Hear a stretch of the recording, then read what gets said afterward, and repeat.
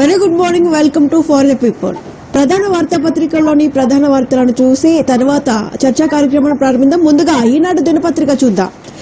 ఈనాడు దినపత్రికలు చూసినట్టయితే అగ్రవర్ణ పేదలకు రిజర్వేషన్ 10%, విద్యా ఉద్యోగ రంగాల్లో అమలు, సార్వత్రిక ఎన్నికలకు ముందు కేంద్రం కీలక నిర్ణయం, మంత్రివర్గం ఆమోద ముద్ర, నేడు పార్లమెంటులో రాజ్యాంగ సవరణ బిల్లు అంటూ కూడా ప్రధానంగా ఈనాడు దినపత్రికలో ఈ వార్త హైలైట్ అవుతూ వచ్చింది. ఇక తర్వాత చూసుకున్నట్టయితే కాళేశ్వరం సామర్థ్యం పెంపు, బరాబర్ నిలిస్తా, మరో చరిత్ర, దిగ్గజాలకు దక్కని ఘనత కోహ్లీ సేన సొంతం అంటూ కూడా మరొక కథనం ఇక్కడ మనం చూడొచ్చు.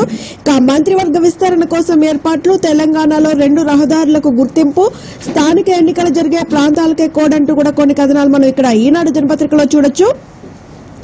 పేరు మార్చి కొనసాగింపు, ఇక పార్లమెంటరీ రాజకీయ కార్యదర్శుల వ్యవస్థ అంటూ కూడా మరొక కథనం ఇక్కడ మనం చూడొచ్చు. హెచ్ఏఎల్ ను బలహీనపరుస్తున్నారు అంటూ కూడా మరొక కథనం మనం ఇక్కడ చూడొచ్చు. ఇక మొత్తానికి ఈనాడు దినపత్రికలో ఇప్పటి వరకు ఈ కథనాలు మనం చూడొచ్చు. ఇక తర్వాత చూసినట్లయితే ఆంధ్రజ్యోతి దినపత్రికలో ప్రధానంగా అగ్రవర్ణ పేదలకు 10% రిజర్వేషన్, ఎన్నికల ముందు మోదీ బ్రహ్మాస్త్రం అంటూ కూడా ఆంధ్రజ్యోతి దినపత్రికలో ప్రధానంగా ఈ వార్త హైలైట్ అవుతూ వచ్చింది. విద్యా ఉద్యోగాల్లో 10% కోట, 50% ఇది అదనం, కేంద్ర ప్రభుత్వ సంచలన నిర్ణయం, ఆమోద ముద్ర వేసిన కేబినెట్, నేడు లోక్సభకు రాజ్యాంగ సవరణ బిల్లు మద్దతు పలికిన కాంగ్రెస్ అంటూ కూడా ఈ వార్త మనం ఇక్కడ చూడొచ్చు. ఇక తర్వాత చూసినట్టయితే మంత్రాంగం ఎవరిది, 17న ఉదయం 11:30కు అసెంబ్లీ ప్రారంభం, నోటిఫికేషన్ జారీ, శాసనసభ వ్యవహారాలు ఎవరు చూస్తారు, పార్టీలో ముమ్మర చర్చ, 18న మంత్రివర్గ విస్తరణ, లేదంటే 30న మరో ముహూర్తం అంటూ కూడా మరొక కథనం ఇక్కడ మనం చూడొచ్చు. ఇక కేసీఆర్ తో ఉత్తమ్ కుమ్మక్ అంటూ కూడా మరొక కథనం మనం ఇక్కడ చూడొచ్చు. ఇక మనమే తేల్చేద్దాం, 16 ఎంపీ సీట్లు కేసీఆర్ కి ఇవ్వండి, ఢిల్లీ గద్దెపై ఎవరు ఉండాలో అనుకుంటా మరి మరొక కథనం మనం ఇక్కడ చూడొచ్చు. ఆశీస్ ను గెలిచేశామంటూ కూడా మరొక వార్త ఆంధ్రజ్యోతి దినపత్రికలో మనం చూడొచ్చు. ఇక నేడు రేపు కార్మికుల దేశవ్యాప్త సమ్మె, పాల్గొన్న 20 కోట్ల మంది, బ్యాంకింగ్ రవాణాపై ప్రభావం, ఆర్టీసీ కార్మికులు సమ్మెకు సాయి అంటూ కూడా మరొక కథనం చూడొచ్చు. ఈశాన్యంలో గేట్లెత్తిన భారత్ అంటూ కూడా మరొక కథనం మనం ఇక్కడ ఆంధ్రజ్యోతి దినపత్రికలో చూడొచ్చు ప్రధానంగా. తర్వాత చూసినట్టయితే సాక్షి దినపత్రికలో ప్రధానంగా సాక్షి దినపత్రికలో 1 కోటి ఎకరాలకు నీళ్లిచ్చి నమ్మకాన్ని నిలబెట్టుకుంటామంటూ కూడా ఈ వార్త ప్రధానంగా చూడొచ్చు. ఇక చోటెవరికి, కేబినెట్ విస్తరణపై ఆశావాహుల్లో ఉత్కంఠ అంటూ కూడా మంత్రివర్గంలో చోటు కోసం ఎమ్మెల్యేల ప్రయత్నాలు, 6 నుంచి 8 మందికి అవకాశం ఉంటుందంటున్న పార్టీ అధిష్టానం, అన్ని పదవులు కలిపి 33 మందికి ఛాన్స్ ఇవ్వడంపై సీఎం దృష్టి, ములుగు, నారాయణపేట సహా జిల్లాకు 1 చొప్పున పదవి, సామాజిక సమీకరణాలతో జాబితా రూపకల్పన అంటూ కూడా ఈ వార్త ఇక్కడ చూడొచ్చు.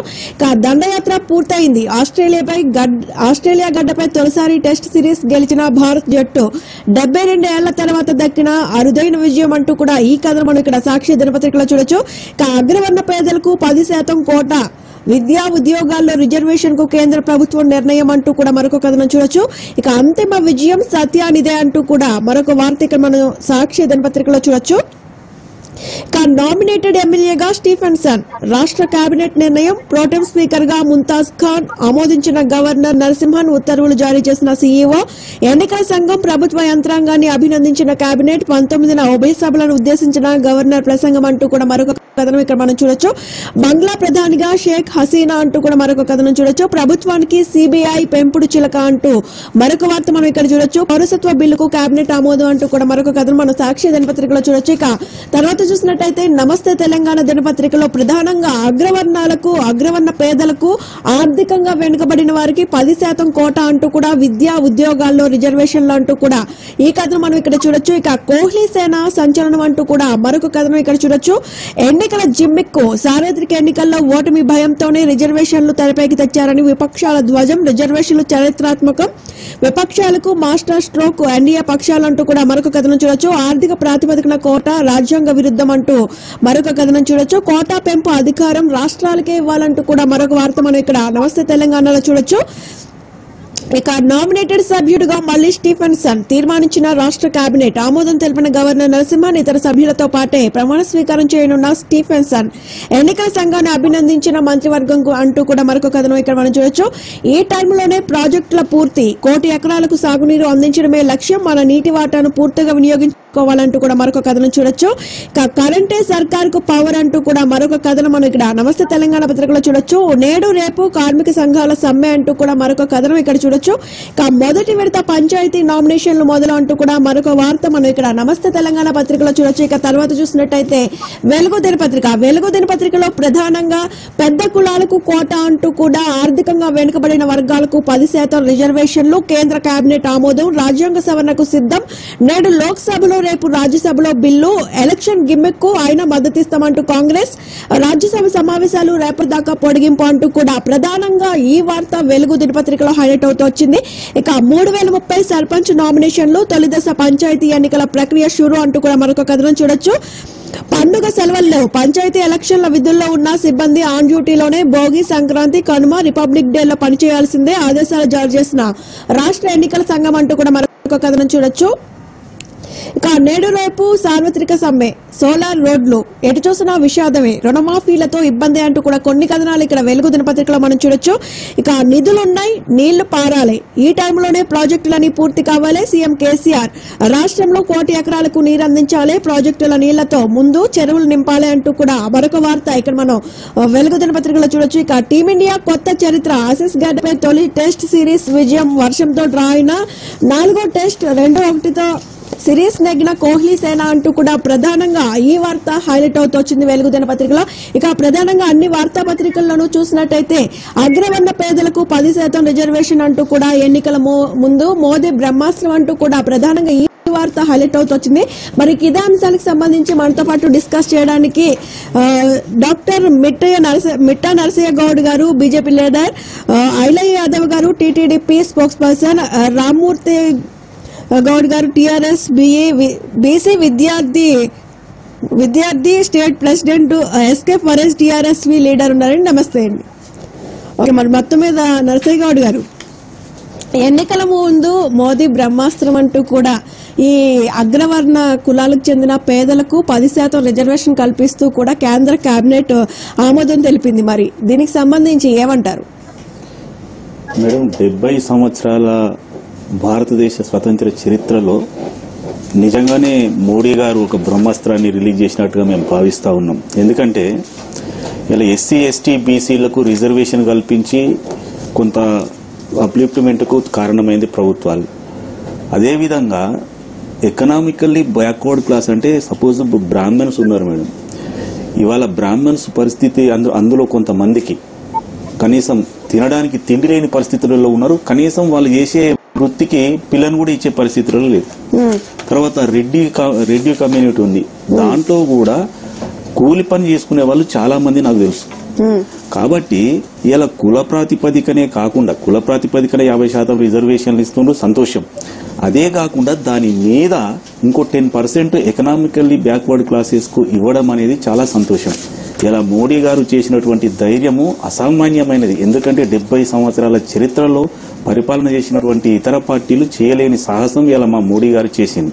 ఇలా దేశం మొత్తం మీద హర్షాతిరేకాలు వ్యక్తమవుతా ఉన్నాయి. ఎందుకంటే ఈ రోజు గుజ్జర్లే గాని, బనియన్లే గాని, లేకపోతే ఇప్పుడు కమ్మ, కాపులు, వీళ్ళైతే ఎవరైతే ఇందులో రాలేదో, ఇది క్యాస్ట్ బేస్డ్ ఇది రిజర్వేషన్లలో రాలేదో, వీళ్ళకి అడిషనల్ గా అంటే 50% పోను మిగతా 10% అడిషనల్ గా ఇప్పుడు మోడీ గవర్నమెంట్ తేవడం జరుగుతూ ఉంది. అయితే ఇంతకు ముందు దీనికి ఒక ముఖ్యమైన విషయం ఏంటంటే, అందరూ ఒక విషయంలో మమ్మల్ని తప్పుపట్టడానికి ప్రయత్నం చేస్తా ఏంటంటే, మరి ఇది కోర్టులో నిలబడుతుందా? ఇంతకుముందు పివి నరసింహారావు గారు ఉన్నప్పుడు నవంబర్ 26, 1992లో ఇందిరా సహాని కేసులో మరి ఇది వాళ్ళు మెమోరాండం ఇచ్చారు, దాన్ని కొట్టేసింది కదా సుప్రీంకోర్టు అనే విషయం ముందుకు తీసుకొస్తా ఉన్నాడు. అయితే మేమేం చేస్తా ఉన్నామంటే, ఈ అనుభవాలన్నీ దృష్టిలో పెట్టుకుని ఈసారి మేము ఎన్నికల గిమ్మిక్ అని అందరూ అంటా ఉన్నారు, అలా కాకుండా వీళ్లకు ఖచ్చితంగా రిజర్వేషన్ ప్రొవైడ్ చేయడానికి మేము రాజ్యాంగ సవరణ బిల్లును కూడా ఇదే రోజు పార్లమెంట్ లో ప్రవేశపెట్టడం జరుగుతా ఉంది. తర్వాత ఇంకో ముఖ్యమైన విషయం ఏంటంటే, ఇందిరా సహాని కేసులో 1992 నవంబర్ 26 తీర్పునిస్తూ 9 మంది జడ్జీల ధర్మాసనం ఏం చెప్పారంటే, ఒక ముఖ్యమైన విషయం ఏంటంటే, ఆర్టికల్ 16 సబ్సెక్షన్ 4 లో ఏం చెప్పిందంటే, క్యాస్ట్ బేస్డ్ రిజర్వేషన్స్ 50% క్యాప్ చేశారు. కానీ ఇది కాకుండా ఎక్స్ట్రా ఏదైనా ఇవ్వాలంటే చాలా జాగ్రత్తగా ఇవ్వాలి అనే దాని మీద వాళ్ళు జడ్జిమెంట్ చేయడం జరిగింది. అది మాకు హోప్. ప్లస్ ఇప్పుడు మేము దాంట్లో ఇంక్లూడ్ చేసేది ఏంటంటే ఎకనామికల్లీ వీకర్ సెక్షన్ అనే వర్డ్ ఇంక్లూడ్ చేస్తూ మేము ఈ రిజర్వేషన్ ఇస్తున్నాం. కాబట్టి తప్పకుండా అగ్రవర్ణ పేదలు అంటే ఇప్పటి వరకు రిజర్వేషన్ ఏదైతే ఉపయోగించుకోలేదో ఆ మిగతా సెక్షన్ల వారికి మాత్రమే 10% మేము అమల్లో. రైట్. ఐలయ్య యాదవ్ గారు, జనరల్ కేటగిరీలో ఆర్థికంగా వెనుకబడిన వర్గాలకు రిజర్వేషన్ ఫలాలు తొలిసారిగా అందుబాటులోకి రానున్నాయి.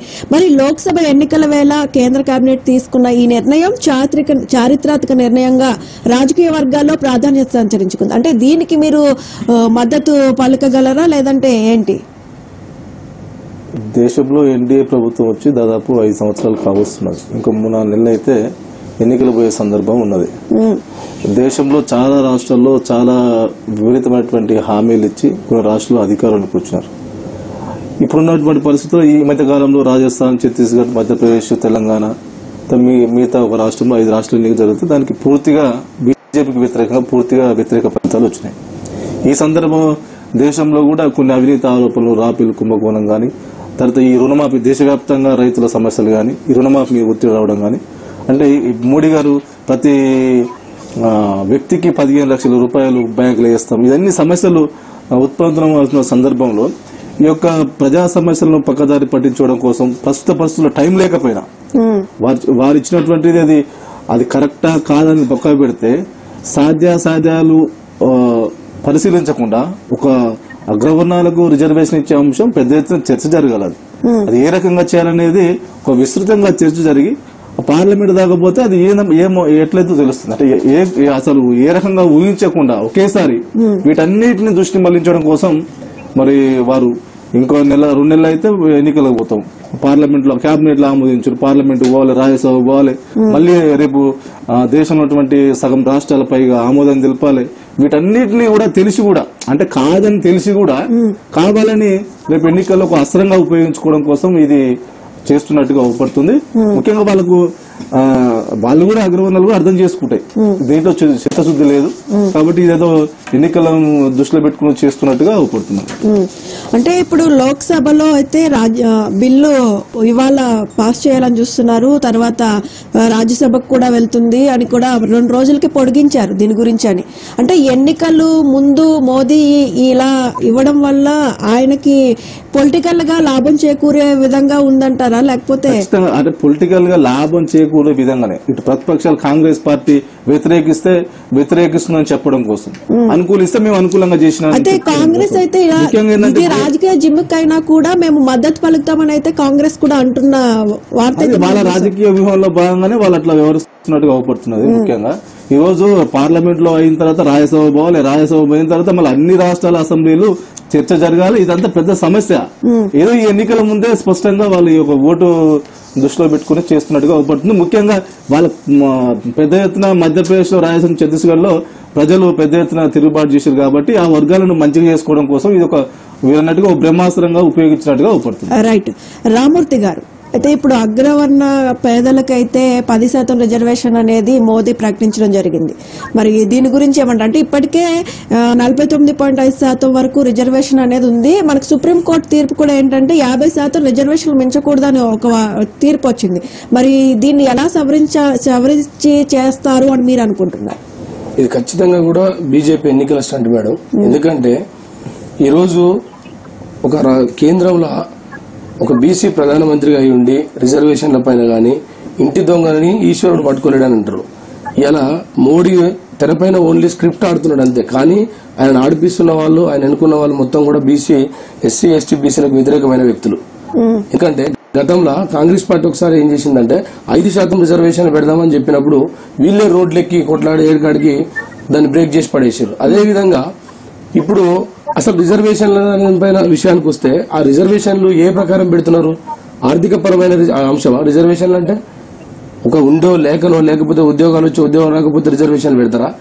ఖచ్చితంగా రాజ్యాంగంలో ఏమని రాసి ఉందనంటే అసమానతలు తొలగించడానికి, అట్టడుగు వర్గాలని చైతన్యపరచడానికి, వాళ్ళు ఎదుర్కొన్నటువంటి సమస్యలు మళ్ళా మన భవిష్యత్ తరాలకు రాకుండా ఉండడానికి వచ్చినటువంటి ఒక ప్రణాళిక, ఒక ప్రక్రియ, గొప్ప మహోత్తరమైన యజ్ఞం ఈ రిజర్వేషన్లు. ఇదే రిజర్వేషన్లు వద్దని చెప్తున్నటువంటి ఈ అలా బీజేపీ కాంగ్రెసులు మళ్ళీ ఇదెక్కడ పంచాయతీ? ఉన్న రిజర్వేషన్ ఇప్పుడు ఎస్సీ ఎస్టీ బీసీలకు 17% ఎస్సీలకు ఉంది, 15% ఎస్టీలకు ఉంది, 27% బీసీలకు రిజర్వేషన్లు ఉన్నాయి. అలా ఆ ఉన్న రిజర్వేషన్ వాళ్ళకి న్యాయం చేయట్లేరు. ఉన్న రిజర్వేషన్ వాళ్ళకు ఒక ఉద్యోగాలు లేవు, ఒక ఉపాధి లేదు, ఒక అవకాశాలు లేకనే మేము రోడ్లెక్కి ఇప్పటి వరకు కొట్లాడుతున్నాం. మళ్ళీ కొత్తగా 10% రిజర్వేషన్ ఇవ్వాలి అగ్రవర్ణ పేదలకి చేంజ్ చేస్తారు. మీరు ఒక పంచాయతీ పెట్టి తాకట్టు పెట్టి ఒక దిక్కుమాలిన చర్య కాకపోతే ఇది ఉన్న రిజర్వేషన్ ఉన్న వాళ్ళకి దిక్కు లేదని ఆయన అంటే కొత్త 10% రిజర్వేషన్ పెట్టి నీ ఎన్నికల ఓట్లు దంచుకునేది ఒక ప్రక్రియ. ఇక రెండో ప్రక్రియ ఏంటంటే ఇప్పటికీ ఈ ఎస్సీ ఎస్టీ బీసీలను మోసం చేసే విధంగా ఒకసారి గాంధీని ఎవరు చేశారు స్వాతంత్రం వచ్చిన తర్వాత, రెండోసారి ఏం చేశారు కాంగ్రెస్ పార్టీ వాళ్ళు మోసం చేశారు బీపీ మండలి నివేదికలు అమలు పరచకుండా. ఈ రకంగా ఇప్పుడు ఇదే బీజేపీ ఇవాళ రాష్ట్రంలో ఉన్న అగ్రవర్ణ పేదలు దానికి మేము వ్యతిరేకం కాదు. అగ్రవర్ణ పేదలని అభివృద్ధి పరచాలంటే రిజర్వేషన్లు ఇవ్వాలా? 10% రిజర్వేషన్లు ఇస్తే అగ్రవర్ణ పేదలు బాగుపడతారా? 10% 27% ఉన్న బీసీలము, 15% ఉన్న ఎస్టీలు, 17% ఉన్న ఎస్సీలు ఏం చేయాలో తెలియకనే ఇప్పటికి మేము అణగారిన వర్గాలుగానే మిగిలిపోతున్నాం. వాళ్ళ నిజాయితీగా ఇలా బీజేపీ ప్రభుత్వానికి వాళ్ళకి ధర్మం చేయాలనుకున్నా, వాళ్ళని బాగు చేయాలనుకున్నా రిజర్వేషన్ ఇవ్వాల్సిన అవసరం లేదు. వాళ్లకు ఇలా మస్తు రకాలు చేయొచ్చు మేడం. 100 కోట్ల 500 కోట్ల ప్యాకేజీలు పెట్టుకో, మేము వ్యతిరేకమా?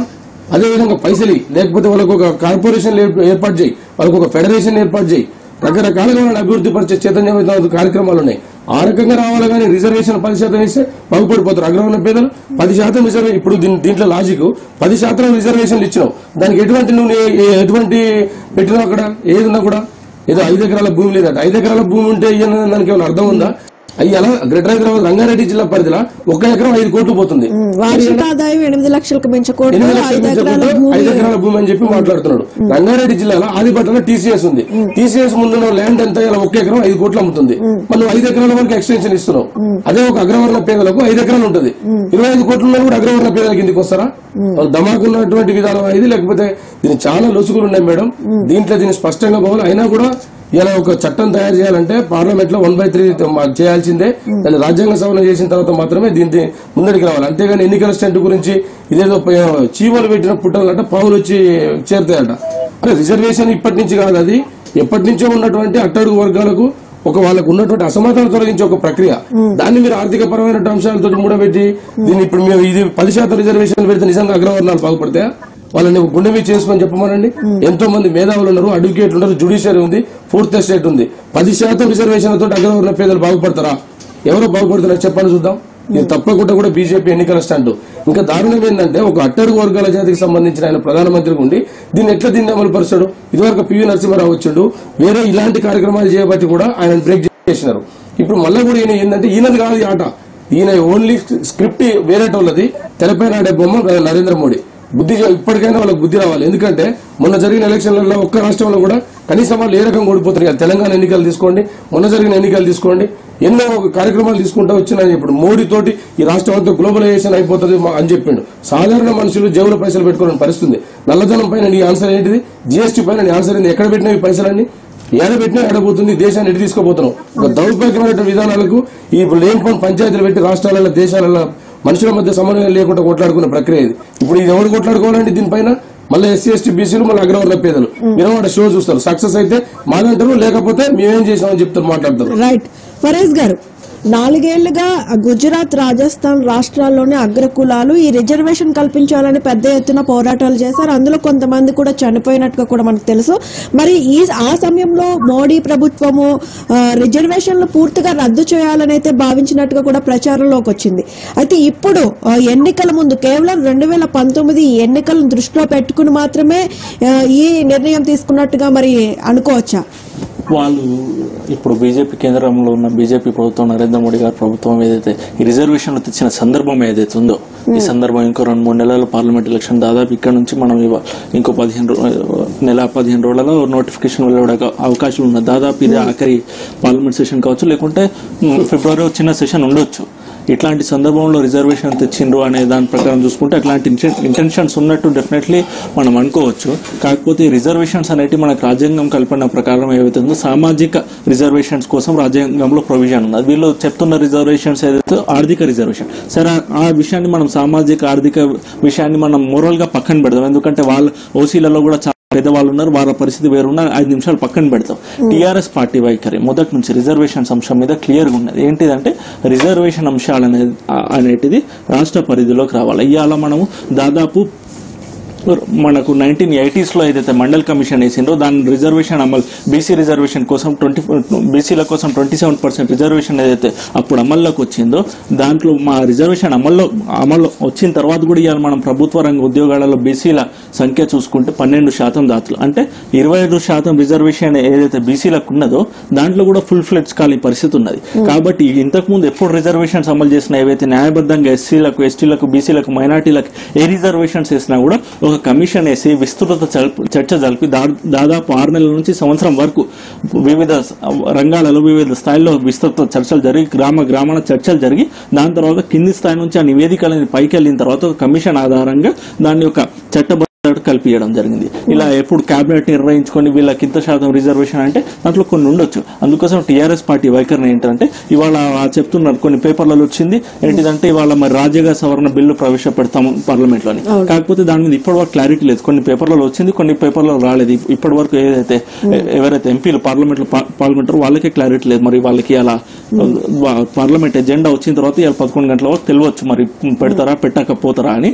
కాకపోతే ఇప్పుడు ఈ రిజర్వేషన్ అనేటి వాళ్ళు చెప్తున్న ఏంటి 10% రిజర్వేషన్ మేము కేంద్ర ప్రభుత్వం తరఫున ఇస్తాం, వాళ్ళు ఇవ్వాల్సిన అవసరం ఏమున్నది? రిజర్వేషన్ల అంశం అనేది సామాజిక, ఒక్కొక్క రాష్ట్రంలో ఒక్కొక్క సామాజిక గుణం. కొన్ని రాష్ట్రాలలో ఓసీలు అధికంగా ఉన్నారు, కొన్ని దాదాపు తెలంగాణ లాంటి రాష్ట్రాలలో ఎస్సీ, ఎస్టీ, బీసీ, మైనార్టీలు కలిపి దాదాపు 90 నుంచి 92% మంది ఉన్నారు.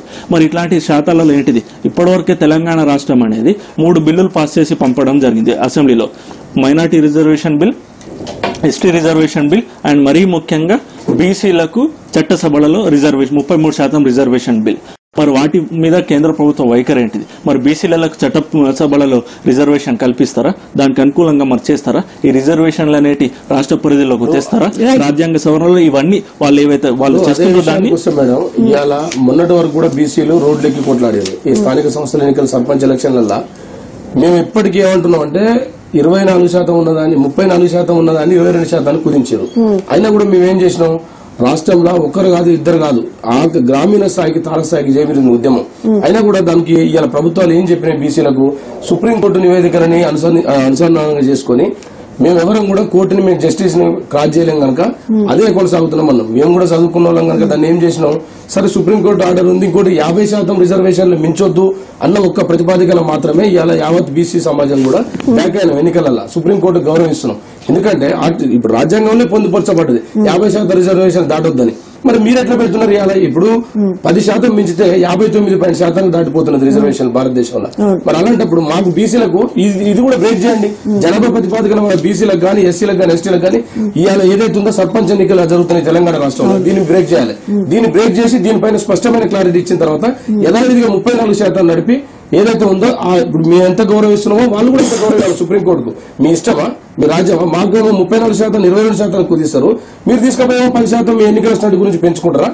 అంటే మీరు ఎట్లా చేసుకుంటా పోతా అంటే చట్టం చుట్టాలు అయిపోతారా? మీకేమన్నా మాకేమో వ్యతిరేకులు మీకేమో చుట్టాలా? అయితే ఈ రిజర్వేషన్ల వల్ల అగ్రవర్ణాల పేదలకు కూడా నష్టపోతున్నట్టుగా కూడా వారి వాదన ఉంది. అంటే ఏంటంటే ఇప్పుడు విద్యా విషయానికి వస్తే అక్కడ సీట్ల విషయంలో గానీ, అలాగే ఉద్యోగాల విషయానికి వస్తున్నప్పుడు ఆ ఉద్యోగాల విషయంలో గానీ ఈ ఎవరైతే అగ్రవర్ణ పేదలు ఉన్నారో వాళ్ళు చదివి మంచి మార్కులు సంపాదించినా కూడా ఈ రిజర్వేషన్ల వల్ల వాళ్ళు ఆ సీటు కోల్పోవడం గానీ, ఆ ఉద్యోగం కోల్పోవడం గానీ జరుగుతుంది. అంటే ఈ రిజర్వేషన్ల వల్ల ఇంత జరుగుతుంది కాబట్టి ఇప్పుడు అగ్రవర్ణ పేదలకు 10% రిజర్వేషన్ అనేది మంచి పనే అయినా కూడా ఈ 2019 ఎన్నికల ముందు మోడీ తీసుకున్న నిర్ణయం కరెక్ట్ కాదేమో అని అనిపిస్తుందని అంటున్నారు. ఇప్పుడు ఒకటి మేడం, అగ్రవర్ణ పేదలు మేము వాళ్ళని ఇప్పుడు ఎవరైనా ఏ జాతిలో ఉన్నా కూడా పేదోళ్ళని బాగు చేయడానికి అసలు రిజర్వేషన్లు అనే అంశం ఎందుకంటున్నాం మేము. రిజర్వేషన్లని ఇప్పుడు ఇవాళ మేజర్ కమ్యూనిటీగా వ్యాపారాలు, ఉద్యోగాలు, రాజకీయ రంగాలు, ఆర్థిక పరమైనటువంటి ప్రతి దాంట్లో కూడా ఎవరు ఎక్కువ ఉంటారు? మొన్న ప్రకటించినటువంటి ఇప్పుడు మొన్న తెలంగాణ ఎన్నికలు జరిగిన మేడం ఇలా 54% బీసీలో ఉన్నాం. టికెట్ల పంపిణీ జరిగింది. టికెట్ల పంపిణీల మరి ఇవాళ రెడ్డిలు ఎంతమంది ఉన్నారు తెలంగాణలో, వెలమలు ఎంతమంది ఉన్నారు, చౌదరులు ఎంతమంది ఉన్నారు, ఒక్కొక్క పార్టీ టికెట్లు ఇచ్చింది. మొన్న టికెట్లు ఇచ్చినప్పుడు 54% ఉన్న బీసీలకేమో 24 టికెట్లు ఇస్తారు. 10% పట్టున 10% వేల మీద లెక్క పెట్టలేని రెడ్డిలకు 34 టికెట్లు ఎందుకు ఇచ్చారు? మీరు పేదలే, అగ్రవర్ణ పేదలే కదా. మరి 34% టికెట్లు టీఆర్ఎస్ పార్టీ ఇస్తుంది, 13 టికెట్లు ఏమో కాంగ్రెస్ పార్టీ ఇస్తుంది. 8 టికెట్లు తీసుకున్నారంటే 2% టీడీపీ ఇస్తుంది. నిన్న కాక మొన్న పురుడు పోసుకున్న టీజేఎస్ లా 6 టీటీలలో ఒక్కటి ఇచ్చారు మేడం బీసీలకు. ఇలా మీరు అగ్రవర్ణ పేదలని చెప్పుకుంటున్నప్పుడు ఏం చేయాలి? ఒక మనిషిని బాగు చేయడానికి రిజర్వేషన్లు అవసరం లేదు మేడం. వాళ్ళని బాగు చేయడానికి నానా రకాల పరిశ్రమలు పెట్టేయండి, లేకపోతే వాళ్ళకు కార్పొరేషన్లు ఏర్పాటు చేయండి. వాళ్ళకు ఒక ఏదన్నా కూడా ఎక్స్టెన్షన్ అండి, మేము కాదని అనట్లే, వాళ్ళు కూడా మావాలంటే వాళ్ళే. కానీ రిజర్వేషన్లు అనేది ఆర్థిక పరమైన అంశం కాదు. ఇప్పటికే 5 సార్లు కూడా సుప్రీంకోర్టు చర్చలు జరిగినాయి 1980 కంటే బిఫోర్ నుంచి కూడా. దీన్ని ఆర్థిక పరమైనటువంటి అంశంతో ముడిపెట్టొద్దని మేము అందరం కూడా చెప్తున్నాం. మిగతా ప్రతిపక్షాలన్నీ వాళ్ళు చెప్పవలసిన మాటలే చెప్తున్నాయి. ఇందులో మేము ఎక్స్పెక్ట్ చేయండి ఏం లేదు. ఏంటంటే ఫస్ట్ ఒక సెక్షన్ కు మంచి జరుగుతుందా లేదా అనే దాని పక్కకు పెట్టేసి రాజకీయ గిమికులు అనే కాడికి వచ్చింది. సరే, అంటే ఇది మంచి పని అయినా కూడా అంటే రిజర్వేషన్ల వల్ల చాలా ప్రాబ్లం అనేది ఉంది. ఇప్పుడు అగ్రవర్ణాల్లో కూడా పేదలు ఉంటారు, బీసీ ఎస్టీ వీళ్ళలో కూడా కొంచెం మంది ధనికులు కూడా ఉంటారు. వీళ్ళు ముగ్గురు మాట్లాడిందంటే ఒక 2 విషయాలు నేను మీకు చెప్తాను. ఒకటేమో ఈ అగ్రవర్ణ పేదలు 10% రిజర్వేషన్ ఇచ్చి బాగు చేయాలన్నా వేరే పథకాలు పెట్టొచ్చు కదా అనేది ఒక వాదన. నేనేమంటున్నా, caste based reservations 50% Indira Sawhney కేసులో క్యాప్ చేసిన మాట వాస్తవం. అయితే ఇది క్యాస్ట్ బేస్డ్ రిజర్వేషన్ కాదు, ఇది ఎకనామికల్లీ వీకర్ సెక్షన్ కింద మేము రాజ్యాంగ సవరణతో పాటు పెడతా ఉన్నాం. మీరు ఎప్పుడు మమ్మల్ని సస్పెండ్ చేయాలంటే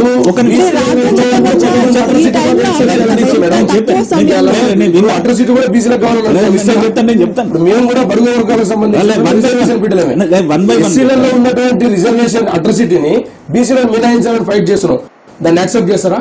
నేను చెప్తాను. ఒకటి ఫస్ట్ ఈ విషయం చెప్పినాక మీద ఫస్ట్ ఈ 10% ఇవ్వడం వల్ల ఏ సెక్షన్ కూడా ఆల్రెడీ రిజర్వేషన్లు అనుభవిస్తున్న ఏ సెక్షన్ కూడా ఏమీ కోల్పోవట్లేదు. ఇది క్లియర్. ఇప్పుడు ఎస్సీ గానీ ఎస్టీ గానీ బీసీలు గానీ 49.5% రిజర్వేషన్లు అనుభవిస్తా ఉన్నారు. ఇప్పుడు అడిషనల్ గా 10% ఇవ్వడం వల్ల ఈ ఎస్టీలకు ఎస్సీలకు బీసీలకు ఏమీ నష్టం లేదు.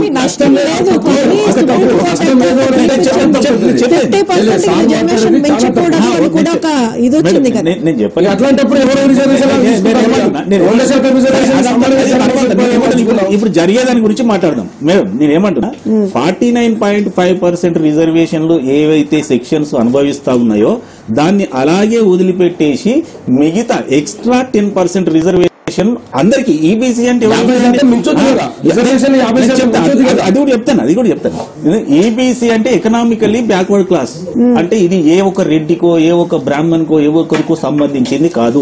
ఇలా మా చంద్రబాబు నాయుడు గారు 5% కాపులకు కావాలని ఒక నోటు పంపించిండు, వాళ్ళకు కూడా ఇది వర్తిస్తుంది. మైనార్టీలు ఆల్రెడీ ఎవరికైతే 4% లో వచ్చిరో అందులో రాని వాళ్ళు ఎవరైనా సరే ఆల్రెడీ రిజర్వేషన్ అనుభవిస్తున్న సెక్షన్స్ తప్ప మిగతా వాళ్ళందరికీ 10% లో అవకాశం ఉంది. దీనివల్ల అనుభవించే వాళ్లకు ఏమి ఇబ్బంది లేదు. ఒకటి. రెండోది, వీళ్ళు ప్రశ్నించేది ఏంటంటే ఎన్నికల ముందర తీసుకొచ్చిరు, ఇది సాధ్యమవుతుందా అని. నేను ఒకటే అడుగుతున్నా, తెలంగాణ బిల్లును మనం ఫిబ్రవరిలో పార్లమెంట్ లో పెట్టినాం, మార్చి కల్లా మనం చట్టం చేసుకున్నాం, విడగొట్టుకోగలిగినాము.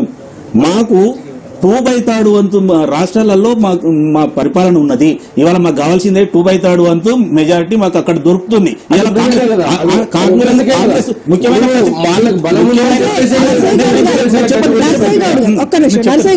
అగ్రవర్ణ పేదలకు 10% రిజర్వేషన్లు కల్పిస్తూ కేంద్ర కేబినెట్ నిర్ణయం తీసుకోవడాన్ని బీసీ సంఘం నేత ఆర్ కృష్ణయ్య తీవ్రంగా తప్పుపట్టారు. రాజకీయ ప్రయోజనాల కోసమే మోడీ సర్కార్ ఈ నిర్ణయం తీసుకుందని కూడా కృష్ణయ్య దుయ్యబడుతున్నారు. మరి రిజర్వేషన్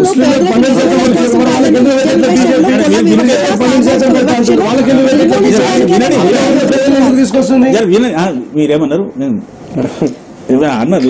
అగ్రవర్ణ కులాలకి 10% రిజర్వేషన్ కల్పిస్తూ కేంద్ర కేబినెట్ నిర్ణయం తీసుకోవడం పట్ల ఆర్ కృష్ణయ్య దుయ్యబడుతున్నారు.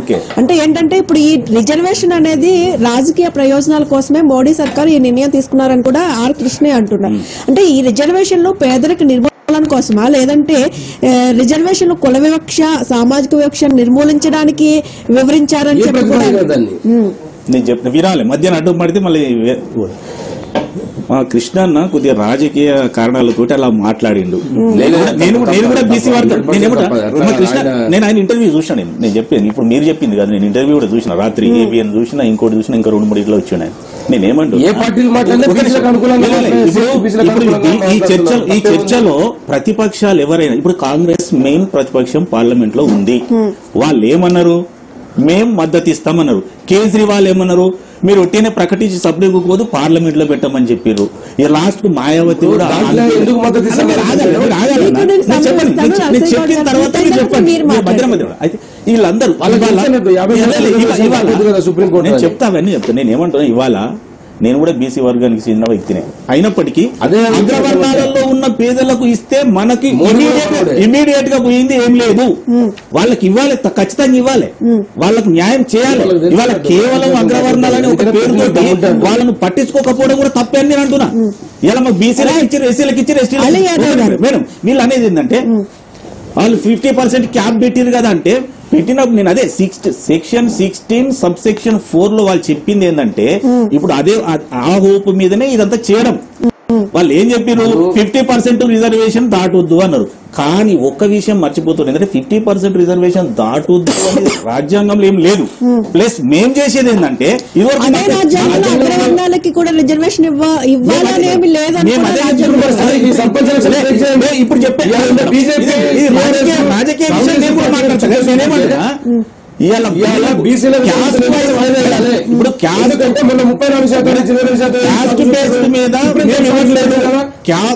బేస్ మీద మేము ఇవ్వట్లేదు.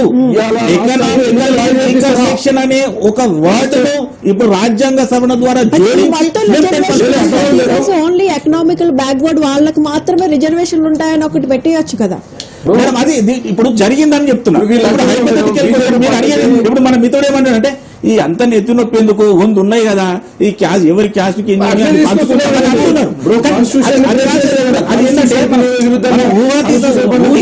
రాదు కదా. ఇప్పుడు జరిగిన దానికి సమాధానం ఒక నిమిషం జరుగుతున్న సర్పంచ్ నేను కూడా అయిపోయండి. రాష్ట్రంలో ఉన్న టీఆర్ఎస్ పార్టీలకు మేము ఒకటే విజ్ఞప్తి చేస్తున్నాం, మేము ఇవాళ కాన్స్టిట్యూషన్ కు లోబడి సుప్రీంకోర్టుని గౌరవించి రిజర్వేషన్ తగ్గించుకొని కూడా మేము ఎన్నికలపోతున్నాం. మా సమస్యను ఇట్లా పెట్టి మీరు కొత్త సమస్యను ఎట్లా తీసుకొస్తారు? 10% ఎందుకు ఇస్తున్నారు?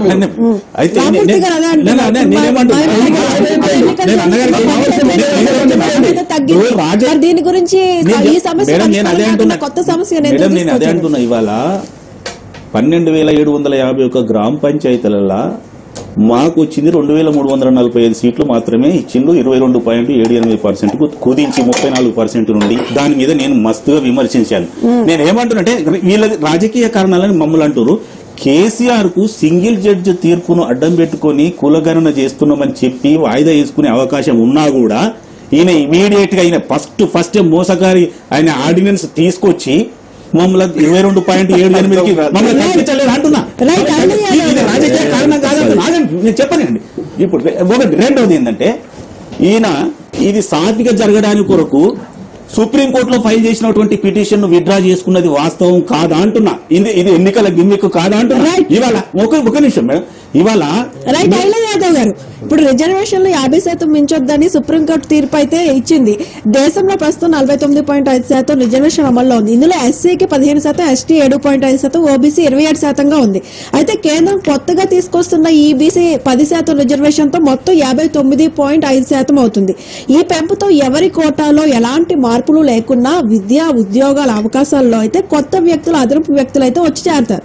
మరి దీని గురించి ఏమంటారు? ఉన్నోళ్ళకే విద్యా ఉపాధి అవకాశాలు లేవు కదా, ఉద్యోగ అవకాశాలు కానీ విద్యా అవకాశాలు లేవు. ముఖ్యంగా రిజర్వేషన్స్ అనేది, అంటే రిజర్వేషన్లు ఏ రకంగా కల్పించాలనేది పెద్ద చర్చ జరిగింది. అది ఒక తేనెతెట్టే. అయితే ముఖ్యంగా రిజర్వేషన్లు ఆర్థిక పరంగా వెనుకబడిన వాళ్ళకి ఇవ్వాలా, సామాజికంగా వెనుకబడిన వాళ్ళకి ఇవ్వాలా అనేది పెద్ద చర్చ జరిగింది. లాస్ట్ కు ఫైనల్ గా ఈ ఆర్థికంగా అంటే పెద్ద ఎత్తున ఏ రకంగా అంటే దానికి కులమానం లేదు కాబట్టి సామాజికంగా వెనుకబడిన వర్గాల వారికి మాత్రమే ఇవ్వాలనేది రాజ్యాంగంలో ఉన్నది. కాబట్టి ఆ రకంగా రిజర్వేషన్లు అప్పుడు పొందుపరిచినటువంటి సంఘటన. ముఖ్యంగా ఈ రోజు ఏంటంటే సరే ఇప్పుడు టీఆర్ఎస్ గవర్నమెంట్ రాగానే 10% రిజర్వేషన్లు బీసీల తగ్గించింది. బీజేపీ ప్రభుత్వం దిగిపోతుంటూ అగ్రవర్ణాలకు 10% పెంచిన సందర్భం ఇవ్వడం వల్ల మనకు నష్టం లేదు. అంటే నష్టమా లాభం అనేది పక్క పెట్టండి. ఎందుకంటే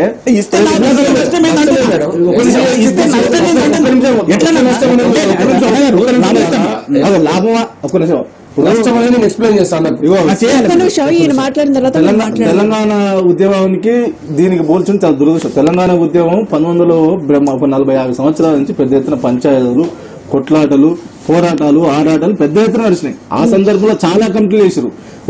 దాదాపు డిసెంబర్ 2009 శ్రీకృష్ణ కమిటీ వేసి మన దాకా 2014 దాకా శ్రీకృష్ణ కమిటీ మొత్తం తిరిగి ఆ సందర్భంలో నివేదిక తయారు చేసి అన్ని అసెంబ్లీలో, పార్లమెంట్ లో పెద్ద ఎత్తున చర్చ జరిపి ఆ తర్వాత ఆమోదం పొందింది లాస్ట్ వరకు.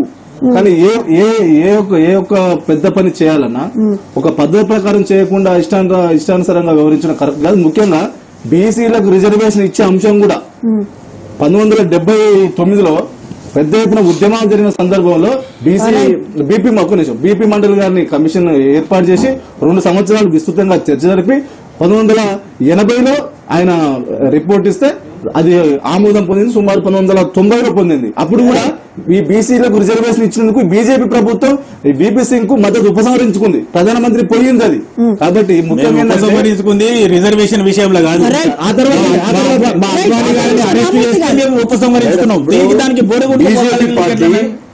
తను స్వతహాగా నిర్ణయం తీసుకొని ఎన్నికల స్టెంట్ లో భాగంగా 10% ఇవాళ అగ్రవర్ణ పేదలకు పెడతా అని చెప్పి మాట్లాడుతుంది కదా. ఇవాళ రిజర్వేషన్ల అంశం పైన ఇప్పటి నుంచి కాదు మేడం, గుజరాత్ లో గానీ, మధ్యప్రదేశ్ లో గానీ, తమిళనాడులో గానీ, తెలంగాణలో గానీ, పక్కనున్న ఆంధ్ర కాపుల ఉద్యమంలో గానీ గడిచిన 10 సంవత్సరాల క్రితం కూడా రోడ్లెక్కి రైలు పట్టాలను తోడు అవతలేశారు. మాకు రిజర్వేషన్ కావాలని చెప్పేసి జుట్టోలు అయితేంది, పటేళ్లు అయితేంది, గుజ్జర్లు అయితేంది, వీళ్ళందరూ కూడా ఒక్కొక్క రైళ్లను స్తంభింపజేసి హెలికాప్టర్లు కూడా ఏడికాడికి పగలగొడతామనే కాడికి తారస్థాయి ఉద్యమం అయింది. న్యాయం చేసి ఆ రోజు స్పందించారు.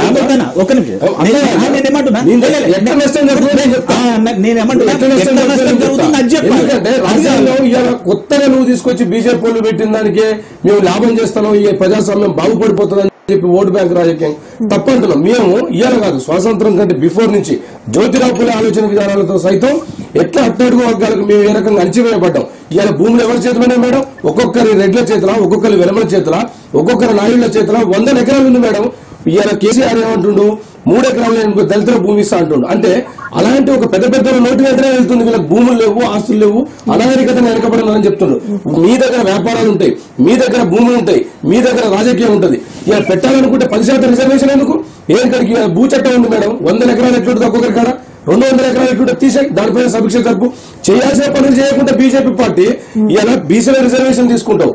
అదేవిధంగా వాళ్ళకి నిజంగా చిత్తశుద్ధి ఉంటే సిద్ధారామయ్య అట్టడుగు వర్గాలకు సంబంధించిన ముఖ్యమంత్రి కర్ణాటకలో ఆయన ఏం చేసిండు, 120 కోట్ల రూపాయలు పెట్టి బీసీలకు ఒక సామాజిక ఎంతమంది జనం ఉన్నారు అనేది జనాభా గణన జరిపిండు. ఆ జనాభా గణన ప్రకారం ఇవాళ తమిళనాడు రాష్ట్రంలో 60% రిజర్వేషన్ కొనసాగుతున్నాయి. మీరు ఎందుకు చేయాలని అడుగుతున్నా. తెలంగాణ రాష్ట్రంలో గానీ, బీజేపీ సెంటర్ లో గానీ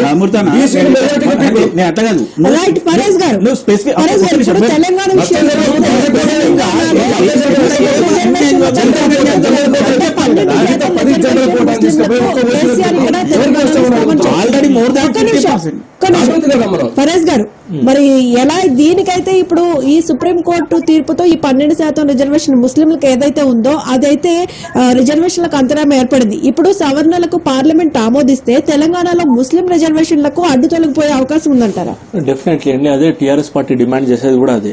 ఇప్పుడు ఏమైతే వాళ్ళు 10% రిజర్వేషన్ ఇచ్చినో టెక్నికల్లీ కరెక్టా, మోరల్లీ కరెక్టా అనే చర్చ కొద్దిసేపు పక్కన పెడదా. ఫస్ట్ ఆఫ్ ఆల్ బీజేపీ అనేది ఈ అంశాల మీద వాళ్ళు క్లారిటీ ఇవ్వాల్సిన అంశం ఉన్నది. ఇప్పటి వరకు ఏవైతే రిజర్వేషన్ అంశాలు, ఏవైతే రిజర్వేషన్ బిల్స్ పెండింగ్ లో ఉన్నాయో, ఉమెన్ రిజర్వేషన్ కానీ, మేము తెలంగాణ గవర్నమెంట్ నుంచి 33% రిజర్వేషన్ వాళ్ళు ప్రతిపక్షంలో ఉన్నప్పుడేమో అది కావాలని కొట్లాడతారు, ధర్నాలు చేస్తారు, అధికారంలోకి రాగానే పక్కన పెడతారు. బీజేపీ పార్టీ వైఖరి. కాంగ్రెస్ పార్టీ ఏమో అధికారంలో ఉన్నప్పుడు తెస్తాం అది ఇది అంటారు, ప్రతిపక్షంలో వచ్చిన దాన్ని ఒక దగ్గర పాస్ చేసి ఒక దగ్గర ఆపిస్తారు. ఇప్పుడేమో తేండి అని డిమాండ్ చేస్తారు.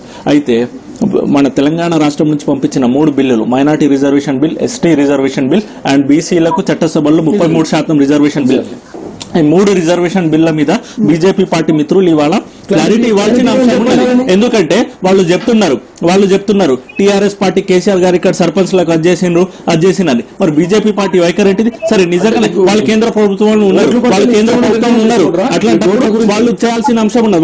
వాళ్ళ పార్టీ ఇక్కడ ఉన్నది, వాళ్ళ పార్టీ చట్టసభలో అది ఉన్నది. ఇంకొక విషయం బీజేపీ పార్టీ మిత్రులు అనుకుంటా ఇప్పటి వరకు ఏవైతే రిజర్వేషన్స్ అన్ని వచ్చినాయో ఒక దాదాపు పెద్ద చర్చ జరిగి 1-2 సంవత్సరాలు విస్తృత చర్చ జరిగి కొన్ని కమిషన్ల నివేదికల ఆధారంగా రిజర్వేషన్స్ వచ్చినాయి. మరి ఈ రిజర్వేషన్ ఏదైతే ఉందో పార్లమెంట్ కి వెళ్లే ముందు మరి రాజ్యాంగ సవరణ చేస్తామని అంటుండ్రు కదా, ఏ నివేదికల ఆధారంగా ఈ రిజర్వేషన్స్ అనేది వాళ్ళు ఎత్తుకుంటుండ్రు. సరే తీసుకోరండి, ఇవ్వండి, అది వేరే అంశం. దాని మీద ఇప్పుడు నేను చర్చ పడతలేదు. తప్ప కరెక్ట్ అనేది that is different case. But when they are going to give reservation, ఎప్పుడైతే చట్టసభలకు పోతుండ్రో వాళ్ళు నిజంగానే వాళ్ళు అంత అంకితం తోటి వాళ్ళు ఎటువంటి దాంతో జమ్మిక్కు లేకుండా ఇద్దామంటుండ్రు కదా, మరి దేని ప్రకారం ఇస్తుండ్రు? టెక్నికల్ అక్కడ పోయిన తర్వాత ఇబ్బంది.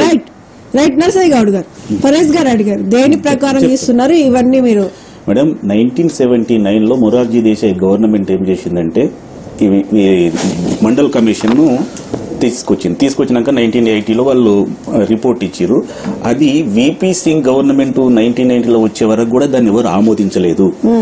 ఆమోదించినప్పుడు పెద్ద పెద్ద ఉద్యమాలు జరిగినాయి. మేధావులు అనగదొక్కి ఏ దేశం బాగుపడదని నేను అప్పుడు ఇంటర్మీడియట్ ఉన్నప్పుడు కూడా బాగా ఉద్యమాలు జరిగినాయి ఈ అగ్రవర్ణాలంతా కలిసి. అప్పుడు చర్చ మామూలుగా జరగలేదు. 10 సంవత్సరాలు చర్చ జరిగిన తర్వాత పివి నరసింహారావు గవర్నమెంట్ వచ్చిన తర్వాత ఏం చేశారంటే దీన్ని ఆమోదించడమేమో విపి సింగ్ గవర్నమెంట్ చేసింది, దీన్ని ఇంప్లిమెంట్ చేయడానికి మెమోరాండం ఇచ్చిందేమో పివి నరసింహారావు గవర్నమెంట్. బీసీలకు 27% మండల్ కమిషన్ ప్రపోజ్ చేసిన 27% ఇస్తూ 10% అగ్రవర్ణ పేదలకు మెమోరాండం ఇవ్వడం జరిగింది, ఆర్డర్ ఇవ్వడం జరిగింది, ఎగ్జిక్యూటివ్ ఆర్డర్ ఇస్తే అప్పుడు ఈ సహాని కేసులో ఏమైందంటే వాళ్ళు కొట్టేయడం జరిగింది.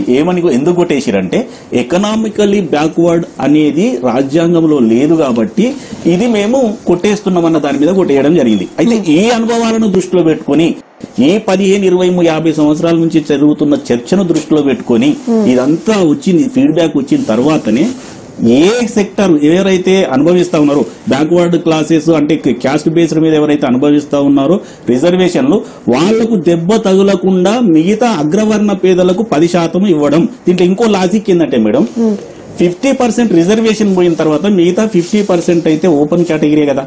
ఈ ఓపెన్ కేటగిరీలో బాగా సంపన్నులైనటువంటి వాళ్ళు కొట్టుకపోతా ఉన్నారు కాబట్టి వాళ్ళ దాంట్లోనే ఇప్పుడు 40.5% వస్తుంది. ఇప్పుడు ఈ రిజర్వేషన్ 10% పెడితే ఇప్పుడు 40.5% మాత్రమే మిగులుతుంది. ఇంకా అవును మిగులుతుంది, అది ఓపెన్ కేటగిరీ. అందులో ఈ రిజర్వేషన్లు ఉన్నోళ్ళు లేనోళ్ళు అందరూ కూడా 40.5%లో వెళ్ళొచ్చు. ఒక నిమిషం అన్న నేను చెప్పని. రెండోది నేను మా రామూర్తి అన్నను సూటిగా అడిగిన, అన్న ఈ 10% అగ్రవర్ణాలకు పేదలకు ఇవ్వడం వల్ల మనకు వచ్చే నష్టం ఏముంది?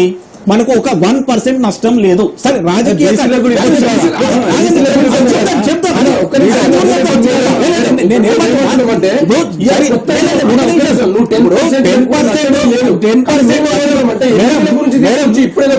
గ్రామాలలో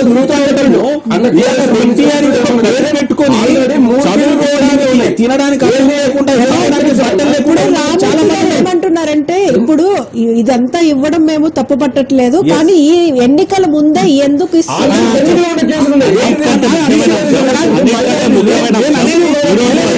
కాంగ్రెస్ పార్టీ ఇవి గాలి మాటలు కావు. వీళ్ళకి సమాధానం చెప్పాల్సింది ఏంటంటే ఇప్పుడు ఉన్నదే రిజర్వేషన్ ఇది అవ్వదు. ఈ లోపు మోదీ రాజకీయ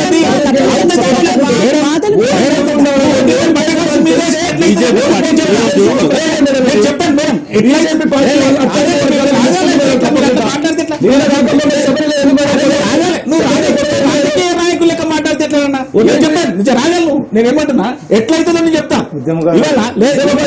నేను ఉద్యమకారు కాదు.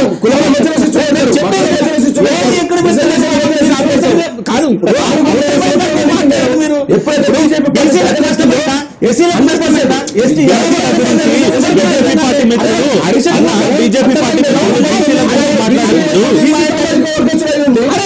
సర్పంచ్ కేసీఆర్ అడుగు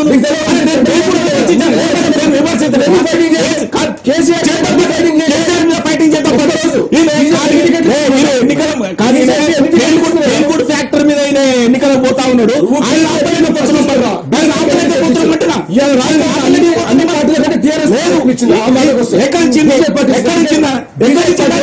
ఎక్కడిచ్చింది?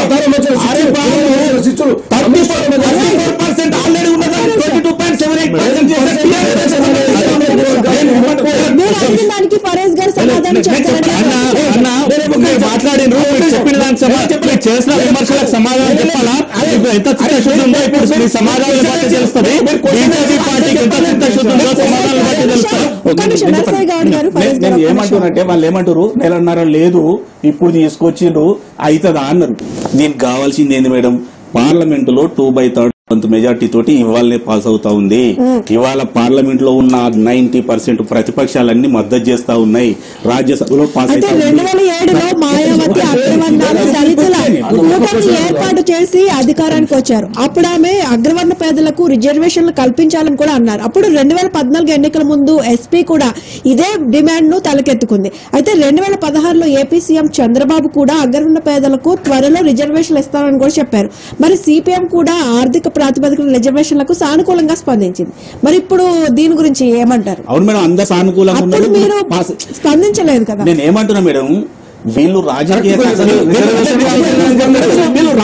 కారణాలు చెప్పి ఈ వ్యతిరేకించడం కాదు. వీళ్ళందరూ ఎందుకు మద్దతు ఇస్తున్నారండి? ఇవాళ 10% మీకు దమ్ముంటే వ్యతిరేకించండి చెప్తున్నా. మీరు దమ్ముంటే వ్యతిరేకించండి. అది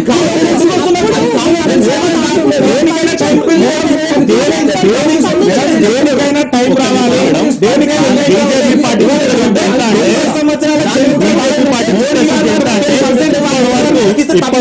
కేంద్ర ప్రభుత్వంలో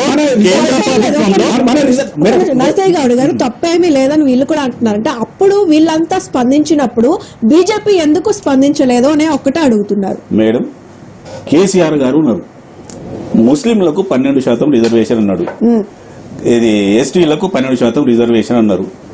వీళ్ళ పరిధిలో లేని విషయాలు గుట్టిగా గాలికి ఎట్టి ఓట్లు లాక్కునేటోళ్ళు వీళ్ళు. మేము అట్లా కాదు, మేము చెప్పినాం, నిన్న చెప్పినాం, ఇవాళ పార్లమెంట్ లో పెడుతున్నాం, రేపు రాజ్యసభలో పెడుతున్నాం. 16-17 స్టేట్లు మా చేతిలో ఉన్నాయి. మీతో మద్దతు ఇస్తాము. 2/3 మెజారిటీ తోటి బిల్ పాస్ అవుతుంది. బిల్లు పాస్ అవుతుంది. అయితే ఇది చర్చ జరిగి ఎప్పుడుండండి? 1980 మీతో చెప్పలేదా? మండల్ కమిషన్ వచ్చినప్పటి నుండి జరుగుతుంది. అందరికి విషయాలు తెలుసు. 10% ఇవ్వడం వల్ల ఎవరికి నష్టం లేదండి. ఎవరికి నష్టం లేదు.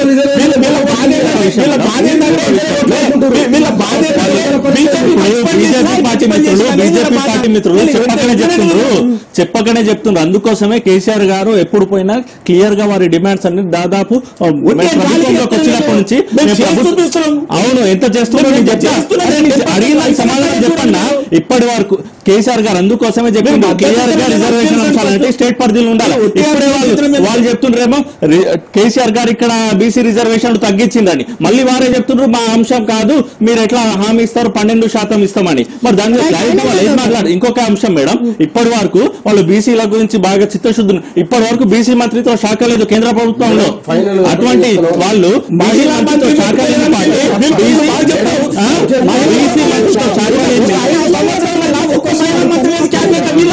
దాని గురించి అవును సరే, దానికోసం మీ రాష్ట్ర ఐదుగురు ముఖ్యమంత్రులు ప్రధానమంత్రి చెప్పినా కూడా జనాలు నమ్మలే. అందుకోసమే జనాలు నమ్మలే. ఇవాళ మీ వైఖరి చెప్పండి. వాళ్ళు మంచి పని చేసిన ఇప్పుడు గుజరాత్ లో పట్టిదారులు, ఉత్తరాది రాష్ట్రాల్లో ఠాకూర్లు, గుజ్జర్లు, రాజపుత్రులు, వైశ్యులు, బ్రాహ్మణులు ఇలా చాలా మంది దేశవ్యాప్తంగా అగ్రవర్ణాలను తమకు అనుకూలంగా తీర్పుకునేందుకే బీజేపీ బ్రహ్మాస్త్రం ప్రయోగించిందని రాజకీయ వర్గాలు భావిస్తున్నాయి.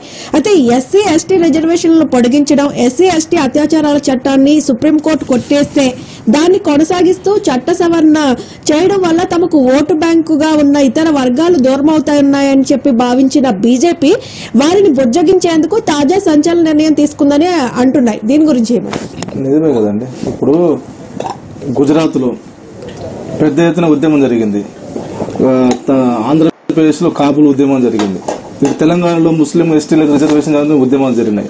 ఎస్సీ ఎస్టీలు వర్గీకరణ చేయమని కూడా ఇప్పుడు కేంద్ర ప్రభుత్వం దగ్గర పెండింగ్ లో ఉంది. కాబట్టి అన్నిటిని కూడా పెద్ద ఎత్తున హర్యానాలో జాట్లు, పెద్ద ఎత్తున గుజ్జర్లు, ఆ తర్వాత మహారాష్ట్రలో మరాఠీలు పెద్ద ఎత్తున చాలా సంవత్సరాల కాలం నుంచి ఉద్యమాలు జరుగుతున్నాయి. ఎన్నికలు కూడా జరిగినాయి అక్కడ. ఆ సందర్భంలో తొక్కి పెట్టి పెద్ద ఎత్తున పీడీ యాక్టులు పెట్టి జైళ్లలో పెట్టారు. కానీ రిజర్వేషన్లు ఒక దిశలో ఎత్తివేయాలనే విషయం కూడా ఆర్ఎస్ఎస్ విహెచ్పి వాళ్ళు చెప్పిన సంఘటన చూస్తాం. ఈ సందర్భంలోనే ప్రస్తుతం దేశంలో ఉన్నటువంటి పరిస్థితుల రీత్యా ఈ బీజేపీ వ్యతిరేక గాలి వీస్తున్న దృష్ట్యా ఈ యొక్క సమస్యను తీసుకొచ్చి ఎస్సీ ఎస్టీ బీసీల మధ్య దాంతో పాటు అగ్రవర్ణాల పేదల మధ్య ఒక పంచాయతీ పెట్టడం ఉద్దేశంగా చేస్తున్నట్టుగా అవబడుతుంది. ముఖ్యంగా ఈ రోజు ఈ అగ్రవర్ణాల పేదలకు ఇవ్వడంలో వ్యతిరేకమా అనుకునే కంటే బీసీలకు కూడా ఇవ్వచ్చు కదా, పెంచొచ్చు కదా. జనాభా దామాష ప్రకారంగా 56% ఉన్నవి ఇక్కడ. మరి దేశంలో కూడా ఆ రకమైన పరిస్థితి ఉంది. మరి బీసీలకు కూడా ఎక్కువ రిజర్వేషన్ ఇవ్వచ్చు కదా, ఇచ్చే పరిస్థితి లేదు. ముఖ్యంగా 92లో 50% రిజర్వేషన్ దాటొద్దని చెప్పింది సుప్రీంకోర్టు. 2007లో ఒక కేసులో దాటొద్దని చెప్పింది. ఆ తర్వాత 2010లో ఒక తీర్పు ఇచ్చింది. అంటే సమగ్రమైన సమాచారం ఉండి వెనుకబడిన కులాల సమగ్ర సర్వే చేసి ఆధారాలు ఉంటే పెంచుకోవచ్చు అనేది కూడా చెప్పింది. మరి ఇంతవరకు వెనుకబడిన కులాలకు 1930లో అప్పుడు చేసిన సమగ్ర సర్వే తప్పితే ఇప్పటి వరకు కనీసం బీసీలు ఎంత ఉన్నారు, ఎస్సీ ఎస్టీలు అంతా ఒక లెక్క ఉన్నది, కానీ బీసీలు ఎంత ఉన్నారు సర్వే చేయలేదు. అలాంటి దౌర్భాగ్యమైన పరిస్థితుల్లో ఈ రాష్ట్ర ప్రభుత్వం ఉన్నది. బీసీ ముఖ్యమంత్రి ఉండి కనీసం బీసీ మంత్రిత్వ శాఖ సిగ్గుపడాలి మనం. ఒక పేద అగ్రవర్ణాలకు ఇవ్వడం తర్వాత ఈ విషయం తెలుసు. రాష్ట్రంలో 50% రిజర్వేషన్ దాటొద్దు, దాటితే మరి స్థానిక 10%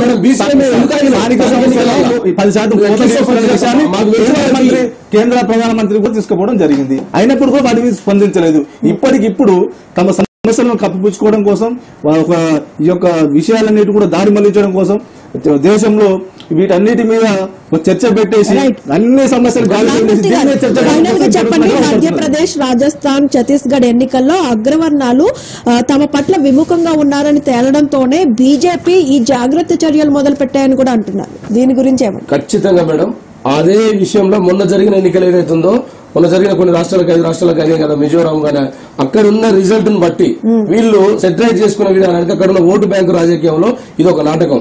కానీ నేను ఒకటే చెప్తున్నా మేడం, ఒక సామాజిక ఉద్యమకారునిగా ఎస్సీ ఎస్టీ బీసీలకు గానీ లేదా ముస్లింలకు గానీ చాలా తగాదాలు పెట్టుకుంటా బీజేపీ పార్టీ గవర్నమెంట్ ఫామ్ చేసిన కాంచి మేడం ఇలా చూస్తున్నాం. మొన్న జరిగిన శబరిలో అయింది మేడం గొడవది, మహిళలకు దైవ ప్రవేశం అని. దాని తర్వాత ఇలా జిఎస్టీ మేడం,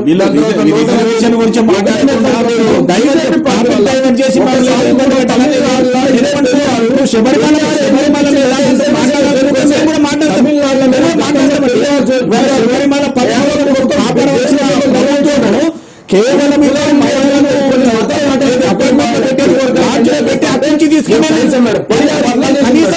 నియమాలు కూడా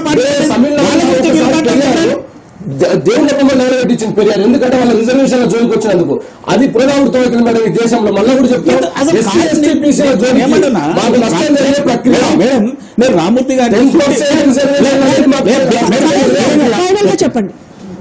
అదే మేడం, ఇప్పుడు బీజేపీ మిత్రులు చెప్తున్నారు. సరే, మీరు చెప్పిన అన్ని పక్కన పెట్టండి. ఫస్ట్ ఆఫ్ ఆల్ మీరు చెప్పిన దానికి ఒక క్లారిటీ లేకుండా ఇప్పుడు ఏదైతే రిజర్వేషన్స్ పట్టుకొస్తుందో దానికి ఒక ప్రతిపాదకం లేకుండా రాజ్యాంగ పరంగా అంటున్నారు. రాజ్యాంగ పరంగా ఏదైతే ఉన్నదో సోషల్ ఇన్ఈక్వాలిటీస్ కోసం, ఎకనామిక్ ఇన్ఈక్వాలిటీస్ ఏవైతే ఆర్థిక లోటుపాట్లు ఉన్నాయో దాన్ని పూరించడానికి ఆర్థిక సహాయాలు అవసరం. కాబట్టి సరే, అది వేరే అంశం. కాబట్టి మీరు బీజేపీ పార్టీ మిత్రులు ఇవాళ పార్లమెంట్ ఫ్లోర్ మీద పోతున్నామని మీరు చెప్తున్నారు. కాబట్టి వెళ్లే ముందు జాతీయ స్థాయిలో మీరందరూ ఒకసారి పార్లమెంట్ స్థాయిలో క్లారిటీ చేయాల్సిన అంశం ఉన్నది. బీసీల పట్ల మీ చిత్తశుద్ధి ఏంటిది? బీసీల దాని ప్రకారం ఇస్తారా?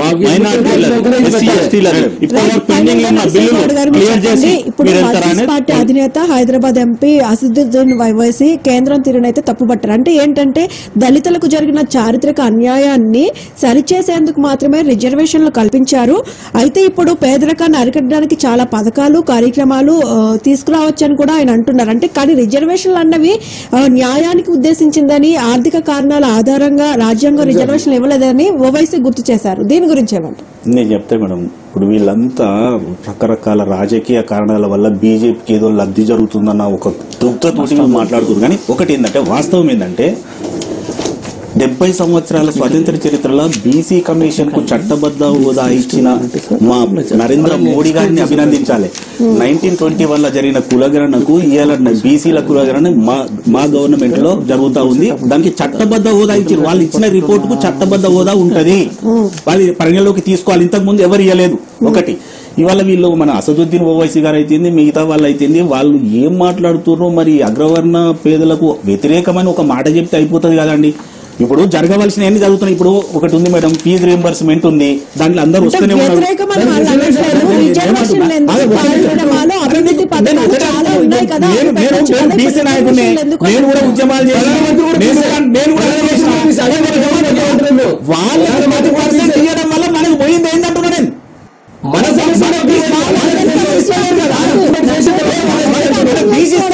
వాళ్ళకి రిజర్వేషన్ ఇవ్వడం పట్ల సమస్య కాదని వాళ్ళు అంటున్నారు. ఎన్నికల ముందు ఎందుకు తీసుకురావాలి? సమయం ఇప్పుడు వచ్చింది, సరైన సమయం చెప్పు. నేను కూడా మాట్లాడతాను, నువ్వు బీసీ నాయకులుగా మాట్లాడుతున్నట్టే చెప్పు.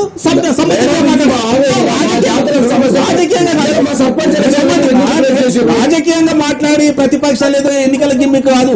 70 సంవత్సరాల్లో మీకు చేత కాలేదు, పాలక పక్షాలు ఇలా మా మోడీకి చేతనైంది. ఎవరి రిజర్వేషన్ గుంజుకోకుండా ఇస్తా ఉన్నారు, వాళ్ళ బాగోగులు చూస్తా ఉన్నారు. ఇవాళ దేశం మొత్తం సంతోషంగా ఉంది, ఒక ప్రతిపక్షాలు తప్ప. ఎవరో ఒకరిద్దరు విమర్శించినంత మాత్రం వీళ్ళందరూ కూడా పార్లమెంట్ ఇస్తారా? 10%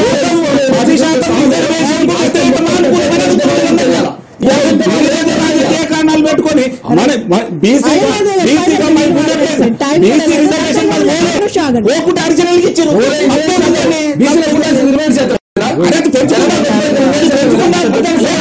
పెంచుకుందాం,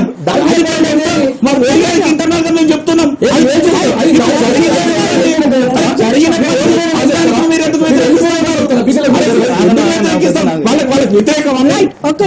రిజర్వేషన్ల సమస్య అనేది చాలా పెద్ద సమస్య. ఇది మన స్వాతంత్రం వచ్చిన కాడ నుంచి రిజర్వేషన్ అనేది ఒక తేనెతిట్ట కలిగించినట్టుగా అవుపడుతున్నది. ఈ రిజర్వేషన్లు అప్పుడు ఇచ్చేటప్పుడు కూడా దేన్ని ప్రాతిపదికన తీసుకుని ఇవ్వాలనే మీద పెద్ద ఎత్తున చర్చలు జరిగినాయి, ఆందోళన జరిగినాయి, ఉద్యమాలు జరిగినాయి. పెద్ద మేధోమథనం జరిగిన తర్వాత ఆర్థికంగా వెనుకబడిన వాళ్ళని తీసుకోవాలన్నా, సామాజికంగా వెనుకబడిన వాళ్ళని తీసుకోవాలన్నా అనేది చర్చ జరిగి లాస్ట్ కు సామాజికంగా వెనుకబడిన కులాల ఆధారంగానే రిజర్వేషన్లు ఇచ్చారు. కాబట్టి ఇప్పుడు ఇది వీళ్ళు కేవలం రాజకీయ లబ్ధి కోసమే మన ఆర్థికంగా వెనుకబడిన వాళ్ళని అనేది కులమందిగా తీసుకో అంటే ఏ రకంగా తీసుకుంటారనేది కూడా అర్థమైపోయింది. ఎట్లా తప్ప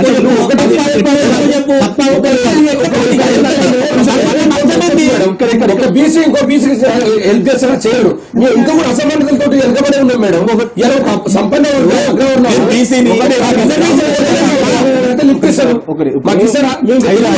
భూమి అన్నారు, మా జాతులు తెలియదు. 8 లక్షల ఆదాయం అన్నారు. 8 లక్షల ఆదాయాన్ని ఏ రకంగా గుర్తిస్తారండి? 5 ఎకరాల భూమి, 5 ఎకరాల భూమిని ఏ రకంగా గుర్తిస్తారు? ఎకరం ఇప్పుడు ఊర్లలో ఉన్నారు, అగ్రకులాల పేదలు ఊర్లలో ఉన్నారు. 10 ఎకరాలున్నా 10 లక్షలు రావు మామూలుగా. ఈడ ఒక ఎకరం ఉంటే 50 కోట్లు, 5 కోట్లు వచ్చింది, 5 కోట్ల నుంచి 50 కోట్ల బినామీలు కరెక్ట్ గా ఆదాయం కూడా నిర్ధారించలేని పరిస్థితి ఉంది. ఆస్తులు కూడా ఒకరి పేరు మీద లేవు, బినామీల పేరు మీద ఉంటాయి. కాబట్టి నిర్దిష్టంగా గుర్తించలేని పరిస్థితి ఉంటుంది. అందుకని ఆ రోజు సామాజికంగా వెనుకబడిన కులాల ఆధారంగానే రిజర్వేషన్లు ఇచ్చినారు. ఇది గుర్తించడం కష్టం కాబట్టి ఇప్పుడు కూడా గుర్తించలేదు. అందుకనే దీని మీద విస్తృతంగా చర్చ జరగాలి. సమగ్రంగా దేశంలో పెద్ద ఎత్తున చర్చ జరిగిన తర్వాత ఒక కమిషన్ ఏర్పాటు చేసి ఆ తర్వాత ఒక పద్ధతి ప్రకారం చేస్తే అందరూ హర్షిస్తారు. కానీ తొందరగా ఏదో రాజకీయ ఇప్పుడు పార్లమెంట్ లో ఆమోదిస్తారు, రాజ్యసభ కూడా ఆమోదిస్తారు, మళ్ళీ దేశంలో ఉన్నటువంటి రాష్ట్రాలన్నీ ఆమోదించాలి. కానీ అసెంబ్లీ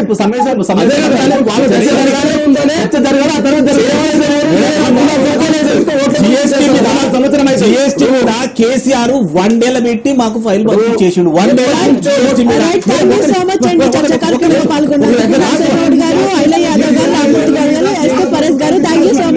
మరి చూసారు కదండి, మొత్తానికి అయితే రిజర్వేషన్ల గురించి అయితే మొత్తానికి చాలా పెద్ద చర్చ జరుగుతుంది. అంటే సామాజికంగా వెనుకబడిన కులాలను ఆధారంగా తీసుకునే గతంలో రిజర్వేషన్లు అనేవి కల్పించారు. కానీ ఆర్థిక కారణాల దృష్ట్యా అయితే రిజర్వేషన్లు అనేవి రాలేదు.